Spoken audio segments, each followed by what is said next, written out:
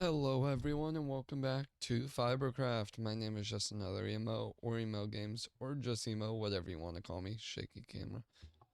Welcome back to today's episode. This is episode 15, if I remember correctly, of FibreCraft. And this is a very big episode.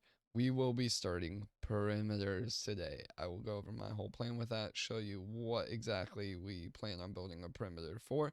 This will be a multi-episode thing. It will not all be done in one episode. Episode 15 will not just be perimeters.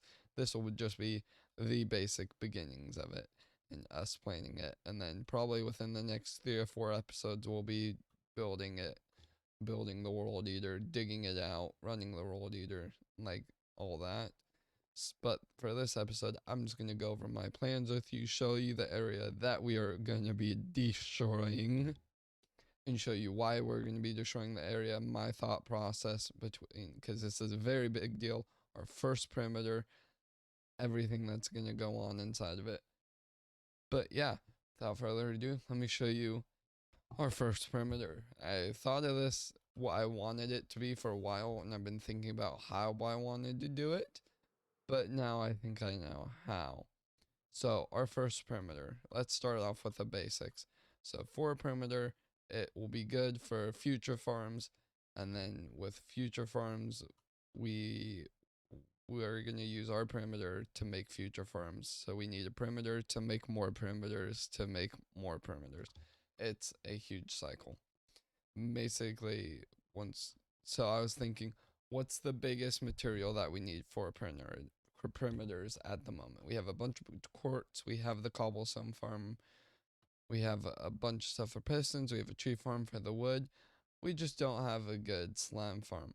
So the biggest item that we need for more perimeters is slime. So that's our plan. This first perimeter is going to be a slime farm perimeter, which is crazy to think about. Now, slime farm perimeter. The thing we need a lot of is obsidian because we will be using a portal based slime farm. Now, to get obsidian, we need a end obsidian farm because that'll be the easiest way to regenerate obsidian using the end platform, and we can just send that in throughs. Now, the next problem we have: players versus withers. Oh, this is a big deal. So do we have players break the obsidian and gather it that way, or do we have withers do it? There's pros and cons over both of these, and I'm going to go over both of them right now, pros and cons. So let's go over some of the pros and cons of each, and I will show the design that we have in creative for each of these. So the pros and cons of the player farm. So we have the pros are it's very easy to build. Like all I have to do is spawn in 5 bots, just get 5 pickaxes with efficiency 5 and I'm breaking 3, and that'll basically be it. And it's way less stressful than using the using withers, way less stressful. So, but there is cons. Cons is that it's less output per hour, about 6,900 times. We will go over this and I'll show you what I mean in creative. But it has very big pros of it being easier to build and less stressful, but very big cons of less output per hour. Now, I'll show you exactly what I mean right now. Let's jump into the creative copy of the world and I'll show you exactly what I'm thinking for the player farm. All right, we are back in the creative world with the showing off of the player obsidian farm in the end. Now, as you can see, this farm is very simple. We only need 5 bots just attacking continuous with pickaxes, and it will be able to break all the obsidian. Now, in this, I'm not exactly sure why these aren't able to break these last few blocks, but as you can see, they're able to, and then the structure regenerates. I think it's just the way I have them positioned, but it works, you get the point. Now, in the overworld, it's just gonna be a simple bot, just show it, just AFK as it shoots items into the portal, which will regenerate the end portal. It's probably the worst explanation ever on how this works. But basically, that bot will load an area that will send an item through every 30-ish game ticks, and then it will regenerate the whole structure. Actually, it's probably more than 30 ticks. I'm probably way wrong on that, but it's fine. I'm professional. But yeah, you get the point. This is very simple, very easy to build. See, we're getting a lot of obsidian, except these, don't worry about it. It'll fix it if we build it in survival. But yeah, you can see this very simple, very easy to build. Now let's jump over to the pros and cons of the wither side. Alright, now we have the pros and cons of using the wither farm. So the pros are it's greater output per hour, about 129k for the farm that we could possibly be using, but the cons are huge. The cons are it is super stressful to build because dealing with withers is a pain in the butt, and it's also easier to break because it's dealing with withers. Now, this is very big cons for the very big pro. So I'm still debating these internally, even as I'm recording this. I'm still debating these. I want to lean more towards player farm just because is it's easier to build mostly, but it's also less output per hour. So I'm gonna kind of see if I can make this easier to build and a lot less stressful to build and a lot harder to break. I have an idea for it. Let's jump into the creative world where this farm is, and I'll show you exactly what I mean, how to make this less stressful, a lot easier to build, and then we will go from there on which one we'll pick, and then go for our slime farm, the slime farm perimeter itself. Yeah, let's go into creative. All right, we are back with the obsidian farm that we could be using. This one is using withers, and as you can see, it's a lot more complicated than the player design. A lot more complicated. There's a lot I'm going to change about this if we do build it in survival, and a lot I want to keep if we do build it in survival, but I want to go over that right now. So the biggest thing I would keep is the storage and the collection system. The collection system on this is really good, and I wouldn't really change anything. It is shulker box loaded, but we do have a shulker farm now, so that's no big deal really at all. This is also a really simple storage build, and it has a lot of storage over here for, as you can see, a lot of obsidian. Now, the only reason I would see us building this big of a farm is if we use it in the future and we don't want AFK for a million hours, which I kind of do because there's about 4 other farms on top of the slime farm that I want to use that use obsidian and portals. So I would just want to build this and have to only AFK it for 6 hours versus 60 hours, that kind of thing. Now, the thing I would change about this farm is by cubic meter. I forgot to say that. I will leave the video link for this farm in the description. But it uses wireless redstone, which is a very complicated topic and a topic I don't know much about. So all I would do to fix this is just get rid of the wireless redstone and maybe just have it so the snowballs are constantly being sent through like this. So all we have to do is just lower the withers, it'll turn the farm on and then start destroying. Maybe I can show that right now. Maybe it will break. Yeah, it will just auto regenerate. So maybe we'll build this in survival. I don't know. The withers are the biggest part of this. I don't want to break it. I think I can get it to where the golems stop shooting, and then we'll be able to break all the blocks and then get the golems to start shooting again, and then we'll start the farm. But it'll be a lot, especially without the wireless redstone. It'll just be a little bit different redstone, but it'll be easier redstone to do, if that makes sense. So I won't have to worry about it. But also withers, and getting these withers in place will not be fun. But to get it to actually work, it'll be worth it. You see, they're just shooting at this cobblestone wall that infinitely regenerates right here. I can't go in. So yeah, this infinitely regenerates. We're just gonna have these shooting at them. We're going to have the collection the same. Everything will be the same except the wireless redstone. So I'm still debating this, but let's go into a creative copy of the world itself. Or let's go back into survival and then go into a creative copy of the world. I'm everywhere, don't judge me. But yeah, let's go back into survival and let's show off the perimeter itself, and then we'll go into creative and show all that off. It's a lot.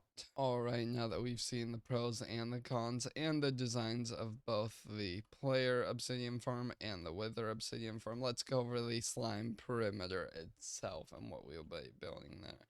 So the details of it. It will be a portal slime farm. It will have 16 plus slime chunks. I wanted to make it 16 plus just to make sure we're getting a great output per hour. And we will be building a whole nether side with storage for it. Very complicated. But this is a very huge project. I want to go big. So go big means 16 plus slime chunks in one area, which is what we have. Also, I want to have it so it's just one killing area in the nether. I'm fine with it having to be multiple portals. I want one killing area with one collection system, all hopefully hooking up to one portal. But if we have it in like 4 portals in one chunk area, that's fine. I'll be able to work with that. But the end goal is one killing area in the nether for all the slimes, just to make it so all the storage is easier as well. I also want to have it shulker box loaded for both the slime blocks and the slime balls that we will be getting in the nether. I also want to have a crafting area to turn all the slime balls into slime blocks in the nether. That's another big thing. And a huge storage for slime balls and slime blocks. Now, with the obsidian farm, what we need for these is basically fast enough for future farms, which we have the slime farm. Gold farm, we will be using obsidian farm. Gas farm and magma cube farm will all be using obsidian. I think there's one more on this list that's not here. The good size storage that we need for all this, and it's unbreakable, or at least very unlikely to be broken. It's 99% unbreakable. That's all that I want. So, with that in mind, let's go over the to-do list for the slime farm, and then we'll go. Oh, what are you doing here, sir? Okay. So, to-do list for the slime farm. We would be making the obsidian farm first and foremost, whether that's the player slime farm or the player obsidian farm or the wither obsidian farm. I've still yet to decide that.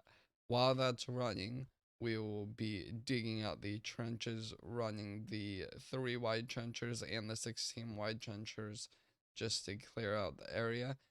And then we will build the overall side of the perimeter with the rolled eater. I'll show you exactly what that means and the area in just a sec.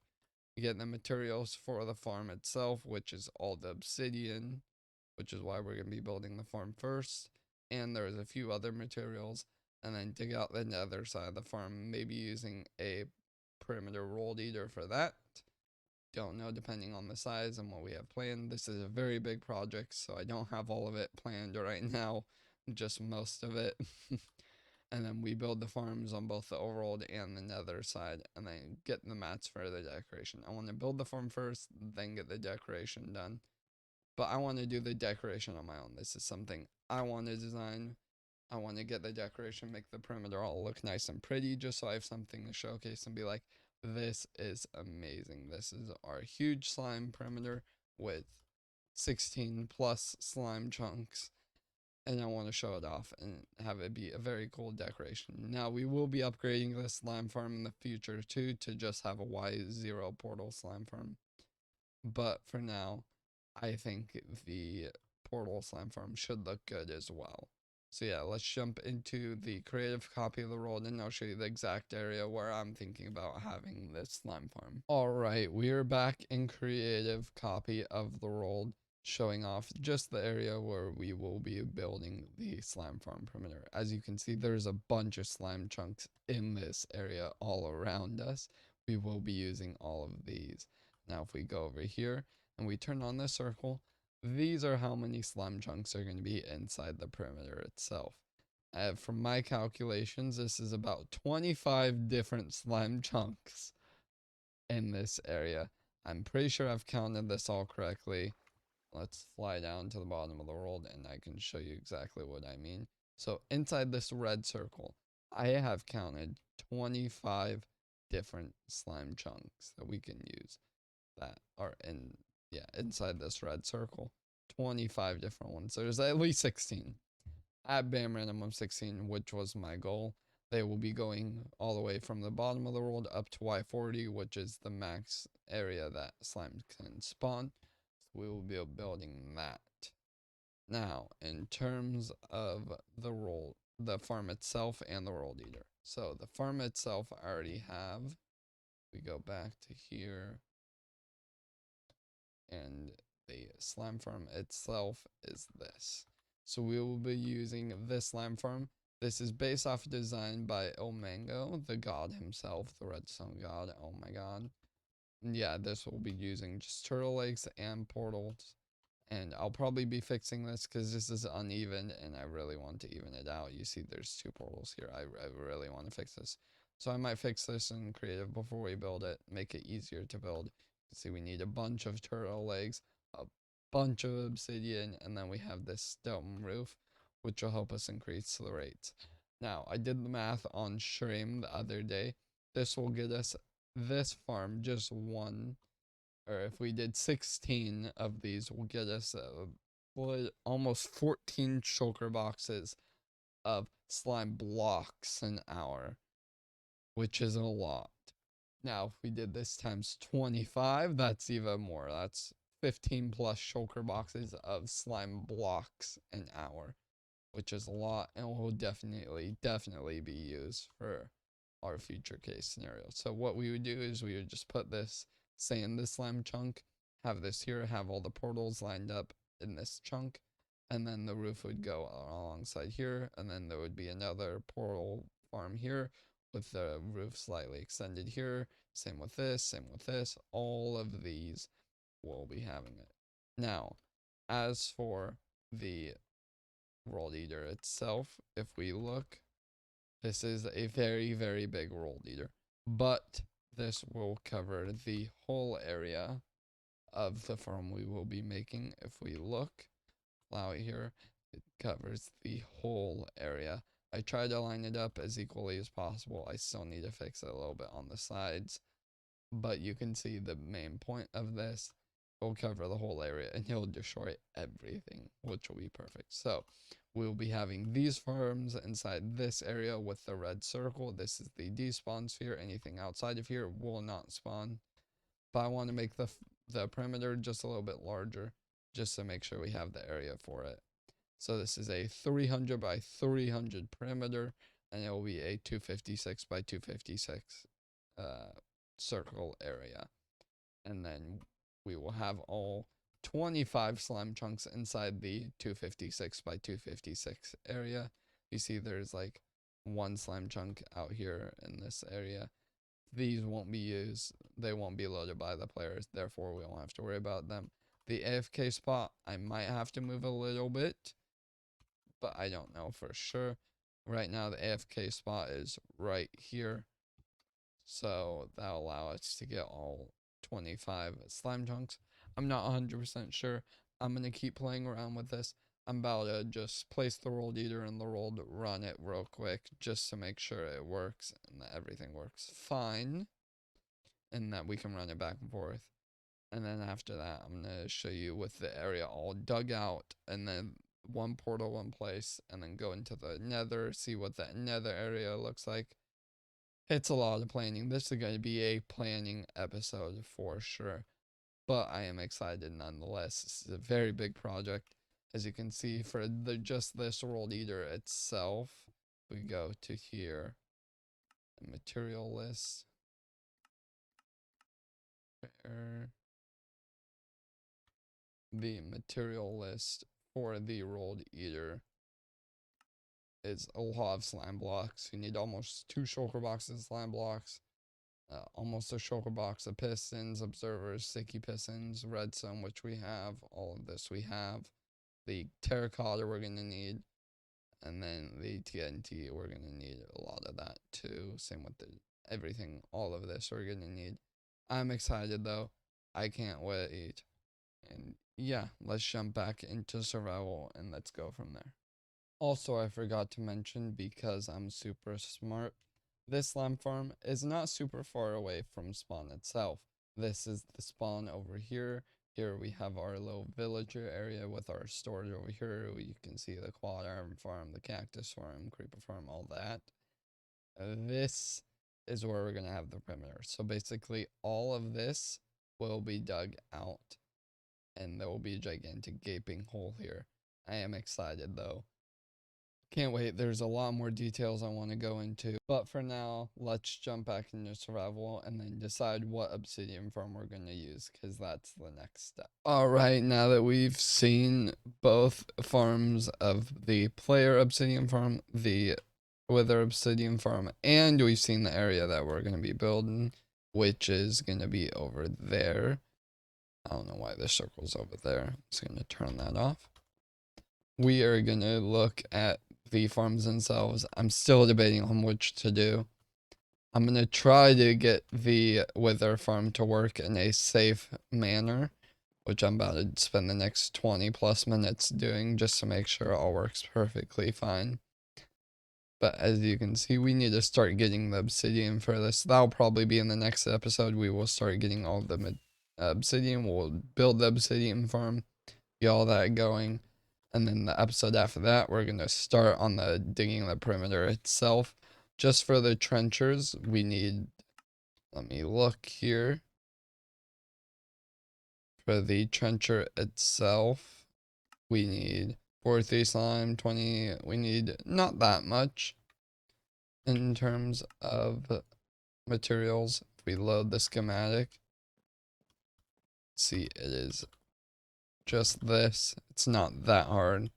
This will be super easy to build. I think I have a different design than this too. I don't know if this is a design that I'm gonna be using, but it might be. I'm gonna test this out in creative too. We're gonna test everything in creative. I'm gonna create a backup of this world right now as well. There's gonna be a lot that's gonna be done over the next few episodes. So yeah, let's go back into creative and then try to get the wither farm in a stable place. Until then, I'm gonna keep working on this. And yeah, let's go see if we can get the wither obsidian farm stable. Alright, I got the obsidian farm to work without the stupid wireless redstone. Actually, not as complicated as I thought it would be. Here, I'm gonna spawn a bot in the end first. And I'll show you both sides. So in the end right here, we have the withers still getting hit, which is destroying all the obsidian and regenerating it at the same time. And we have a bunch of obsidian going up into here, into the storage, and just circling around and around and around. This is so much obsidian. This will be amazing for our use cases. And in the overworld, it's actually very simple. So if we go into spectator and spectate the overworld bot, we just have a bot on this lever right here. There used to be a redstone block that would block these dudes from seeing the snow golems and shooting at them. I just replaced that with the bot and the lever. And we can still have the same thing of zombies right here in the minecarts. And then we have snow golems and the minecarts right here, just barely high enough so that they can see the zombies and they'll shoot their snowballs into the portals. But when they shoot their snowballs will go into the portals themselves, and they'll go through to the other side and the end, or they will hit the withers and destroy all of these obsidian blocks, and then they'll instantly be collected by the hopper minecarts and then go up and through the system. I think this is what I want to use. I'm going to test this out a little bit more just to make sure that it's unlikely to be broken, at least as less likely as possible to be broken, because withers, that's mostly the biggest pain. But all I would have to do to turn it on is place the bot there right above the lever. Come over here, destroy a couple blocks that it needs to unlock the farm. And then once with the farm unlocked, we lower the withers. And then we have the bot on the overworld, flick the lever, and then the snow golems will start shooting through, and it'll start the farm just like this, and then it'll have to go up through here and into the storage. But yeah, I'm gonna keep playing with this a little bit more, and I'll come back if we actually want to build this in survival and go through the whole step-by-step process of that. And we are back in survival. I think after a long time of debating this, seeing the pros and cons of both, and now that I actually have the wither obsidian farm to a point where I'm happy with it, and I think it'll be safe, and we don't need the stupid wireless redstone we don't need anymore. I think I've made my decision on what I'm gonna do. I think we're going to build the wither one. Now we're gonna be very, very, very, very, very, very, very, very careful with it and how we do it and how we build it. But I think that's the one I want to need mostly because we're going to need it for future projects like Gold Farm, the Gas Farm, the Magma, all that. We're going to need it for future projects. So I'd rather just build it, use it for about 10 hours, get all the obsidian that we will ever need forever, and then can deal with it later, possibly destroy it because we're going to need a concrete duper eventually. We're going to need a bunch of other farms in the end eventually. But I think for now this works. So, in the next episode, we will be doing that. We will be making the obsidian farm. I'm going to get all the materials on a stream. So if you haven't followed me on Twitch, the link is in the description. I'm going to call it there for this episode. I know not really a lot happened, but it's a lot of planning, and you get to see my thought process between the next big thing, which is our first perimeter. I'm very excited. Thank you guys for joining me. My name is just another emo or emo games, whatever. And yeah, I will see you in the next episode for the Obsidian Farm. Bye.